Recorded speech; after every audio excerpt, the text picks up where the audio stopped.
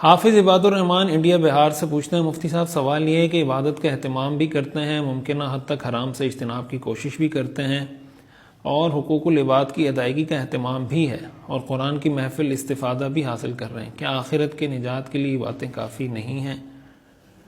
دیکھیں، کافی تو کچھ بھی نہیں ہے. انسان کو مرتے دم تک اپنی کوشش جاری رکھنی چاہیے، اور یہ سوچ کر کوشش جاری رکھنی چاہیے کہ یہ جو میں نے کیا یہ کافی نہیں ہے. اگر انسان یہ سمجھ لیتا ہے کہ جو میں نے کر لیا بس میں اس کی بدولت جاؤں گا، حدیث میں آتا ہے نا کہ تم میں سے کوئی آدمی جنت میں اپنے عمل سے نہیں جا سکتا، اللہ کی رحمت سے جائے گا. صحابہ نے پوچھا آپ بھی نہیں جا سکتا؟ آپ نے فرمایا میں بھی نہیں جا سکتا، ہاں اگر اللہ کی رحمت مجھے ڈھانپ لے تو میں جنت میں جا سکتا ہوں. تو کوشش انسان کو یہ کرتے رہنا چاہیے کہ حقوق اللہ کو بھی ادا کرے، حقوق العباد کو بھی ادا کرے، جس حد تک دین پر عمل کرنے کی اس میں ہمت، صلاحیت، طاقت اللہ نے دی، عمل کرے، اور ساتھ ساتھ ڈرتا بھی رہے کہ پتہ نہیں آپ نے مثال کے طور پر حقوق اللہ بھی ادا کر دیے، حقوق العباد بھی ادا کر لیے، نماز بھی پڑھ لی، قرآن کی تلاوت بھی کر لی، لیکن اگر اللہ تعالیٰ اس کو قبول نہ کریں. اس لیے کہا جاتا ہے کہ الایمان بین الخوف والرجاء، کہ ایمان امید اور خوف کے درمیان کی چیز ہے. یعنی آدمی کو امید بھی ہو کہ یار انشاءاللہ اللہ قبول کر لے گا، ساتھ ساتھ اس کو خوف بھی ہو کہ اگر خدا نخواستہ قبول نہ ہوا تو میرا کیا بنے گا.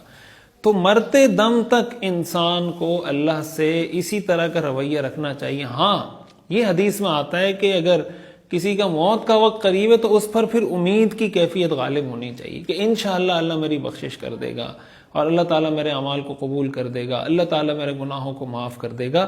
تو اس وقت تو یہ پہلو غالب ہونا چاہیے. اپنی عام زندگی میں جب آدمی جوان ہے، صحت مند ہے، اپنی زندگی گزار رہا ہے، اس پر دونوں چیزیں اس کو ساتھ لے کر چلنی چاہیے. کوشش کرتے رہنا چاہیے کہ بھائی میں شریعت پر عمل کروں، اور جتنا بھی عمل ہو اس کو سمجھے کہ یہ کم ہے، بہرحال میرے استطاعت میں یہی ہے، اللہ تعالیٰ اس کو قبول کرے گا. جلسہ نماز میں کون کون سے الفاظ پڑھ سکتے ہیں صحیح احادیث کی روشنی میں؟ سجدے کے دوران، جلسہ اس کو کہتے ہیں دو سجدوں کے درمیان جو بیٹھتے ہیں اس کو جلسہ کہا جاتا ہے فقہی اصطلاح میں. اس کے اندر بہت ساری دعائیں احادیث میں موجود ہیں، تو وہ دعائیں پڑھنے کا اہتمام کرنا چاہیے. فرض نماز کے اندر بھی پڑھنے کا اہتمام کرنا چاہیے، نوافل میں بھی. ان میں سے ایک دعا ہے رب اغفر لی وارحمنی واہدنی وارزقنی وعافنی. اسی طرح ایک دعا یہ ہے اللہم اغفر لی ذنبی، اللہم اغفر لی واسترنی واجبرنی واہدنی وارزقنی.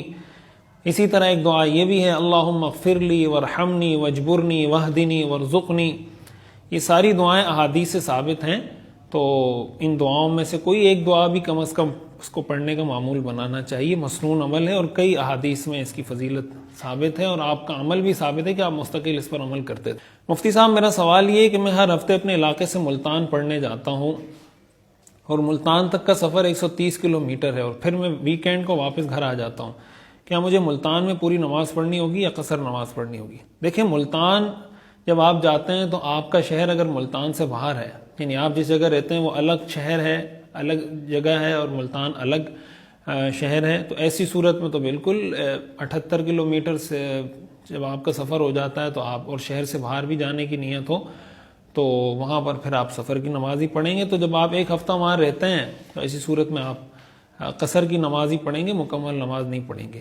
ہاں اگر آپ نے وہاں یہ کر لیا ہو کہ آپ نے وہاں کے اپنا کوئی ظاہر آپ وہاں رہ رہے ہیں تو اپنے سامان، گھر کا سامان وغیرہ، جو آپ کی رہائش، ہاسٹل کے لیے جو چیزیں آپ کو چاہیے، اگر آپ وہاں کسی دن 15 دن یا اس سے زیادہ ٹھہر جاتے ہیں، پھر اگر آپ دوبارہ، تو اس سے وہ آپ کا وطن اقامت بن جائے گا. وطن اقامت بننے کا مطلب یہ ہے کہ اب اگر اس جگہ آپ تھوڑے دنوں کے لیے بھی آئیں گے تو پھر آپ اپنی نماز پوری پڑھیں گے. لیکن اگر آپ 15 دن سے کم ہی ٹھہرتے ہیں، مستقل آپ کا یہی روٹین آپ کی چل رہی ہے، تو اسی صورت میں آپ قصر کی نماز ہی پڑھیں گے، چاہے اس میں 2 سال گزریں، 3 سال گزریں، 4 سال گزریں.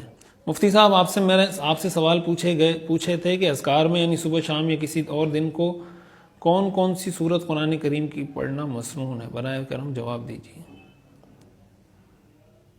کون کون سی سورہ کہف کا پڑھنا مسنون ہے. جمعے کے دن سورہ کہف کی تلاوت کرنی چاہیے. حدیث شریف میں آتا ہے کہ جو آدمی سورہ کہف کی تلاوت کرتا ہے اللہ تعالیٰ اس کو اگلے جمعے تک یا اگلے ہفتے تک اس کے لیے نور بنا دیتے ہیں، اور اس کے ذریعے سے اللہ تعالیٰ اس کو خیر و برکت عطا فرماتے ہیں. باقی فجر کی نماز کے بعد جو آخری 2 قل ہیں یہ 3 دفعہ پڑھنا یہ مسنون ہے. رات کو سوتے وقت یہ دونوں قل پڑھ کے اپنے جسم پر پھونکنا، جب بستر پر جائیں 2 قل پڑھیں اور ہاتھوں پر پھونک کر اپنے پورے جسم پر پھیر دیں، یہ بھی مسنون عمل ہے. نمازوں کے بعد، ہر نماز کے بعد سورہ اخلاص اور آخری یہ 2 قل یہ پڑھنا یہ بھی مسنون عمل ہے. باقی تلاوت کا معمول آدمی کو ویسے ہی بنانا چاہیے، مستقل کچھ نہ کچھ تلاوت روٹین بنا لیں کہ روزانہ میں 1 پاؤ، آدھا پارہ، 1 پارہ وہ تلاوت کیا کروں گا.